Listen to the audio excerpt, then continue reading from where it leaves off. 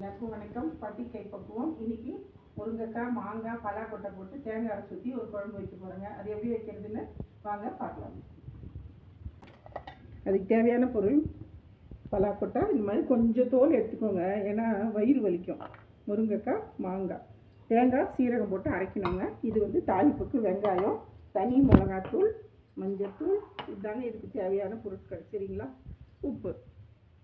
இப்போ நம்ம இதை வேக வச்சிடலாங்க. ஃபஸ்ட்டு பலாக்கொட்டை, மாங்காய் வேக வச்சிடலாங்க.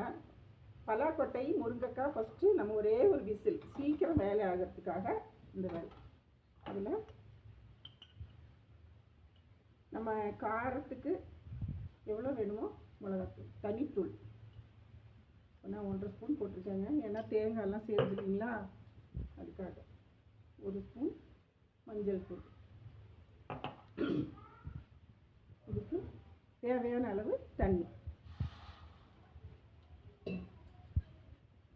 இது ஒரே ஒரு விசிலுங்க. உப்பு போட்டுறேன்.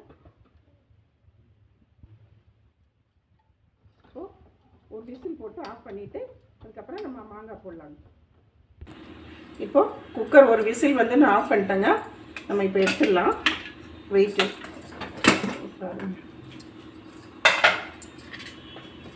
பாருங்களா, ஒரே விசில் தான் வைக்கணுங்க, ரொம்ப வச்சிடாதீங்க. பலாக்கொட்டை பாருங்கள், மாவு மாதிரி எடுத்துச்சு பார்த்தீங்களா. பலாக்கொட்டையும் முருங்கைக்காய் பாருங்கள், அவ்வளோதான். ஒரே விசில். நம்மளுக்கு நிறைய வேலை மிச்சம், டைம் மிச்சம், கேஸ் மிச்சம். இப்போ என்ன பண்ணலாங்க, இந்த மாங்காயை போட்டு ஒரே கொதிங்க. வெயிட் போட்டுறாதீங்க, அப்படியே போட்டு கலக்கி விட்டு வெறுமனே மூடுங்க, போதும். மாங்காவும் நல்லா வெந்துருச்சுங்க. நான் வெயிட் எல்லாம் போடலை, அப்படியே ஒரு 5 நிமிஷம் ஊற வச்சு, அவ்வளோதான். இப்போ பாருங்க, தேங்காய், சீரகம் அரைச்சிருக்கேன். இதை ஊற்றிடலாம். அதுக்கு தேவைப்படுற தண்ணி இதுலேயே நம்ம ஊற்றிக்கலாங்க. இது ஒரு தடவை செஞ்சு சாப்பிட்டு பார்த்துட்டு எனக்கு கமெண்ட்டில் சொல்லுங்கள். செம்மையாக இருக்கும். இது டேஸ்ட் கேரளா டேஸ்ட்டுங்க. இது கூட அவங்க இறை போடுவாங்க. நம்ம வெறும் பலாக்கொட்டை, முருங்கைக்காய், மாங்காய் மட்டும் போட்டுருக்கோம். மெதுவாக அப்படி பண்ணுங்க, ஏன்னா மாங்காய் கரைஞ்சிரும். சரிங்களா? இப்போ இதோட தாளிப்புக்கு சாம்பார், வெங்காயம், கருவேப்பிலை நம்ம தாளிச்சு போட்டுக்கலாங்க. தாளிச்சிடலாங்களா? தேங்காய் ஊற்றி காஞ்சிச்சுங்க. கருவேப்பிலை ஒரு மெயின் தேங்காய் தாங்க. சாம்பார் வெங்காயம் நல்லா பொன்னிறமாக வதக்கலாங்க. தாளிப்பு பார்த்தீங்களா, எவ்வளோ கோல்டன் ப்ரௌன் சூப்பராக வந்துட்டு பாருங்க.